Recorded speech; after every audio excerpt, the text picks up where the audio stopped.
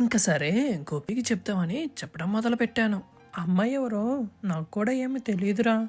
ఇంక తన పేరు, ఎక్కడుండిద్దో నేను నీకేం చెప్తాను.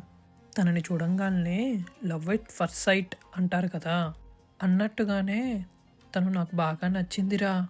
అందుకే ఆ రోజు నుంచి వెతుకుతున్నాను. ఇప్పటి వరకు కనబడలేదు. మళ్ళీ ఈ రోజే కనబడింది. అవునా? ఇంతకీ అమ్మాయిని నువ్వెక్కడ చూసావు? అని అడిగాడు గోపి.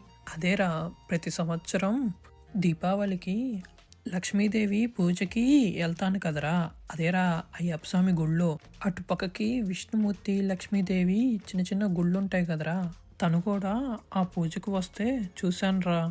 అవునా? అని గోపి ఆత్రంగా అన్నారు నాతో. ఆ అమ్మాయి ఎలా ఉంటుంది, ఏ డ్రెస్ వేసుకుంది అని అడుగుతూ హడావిడి చేసేసాడు.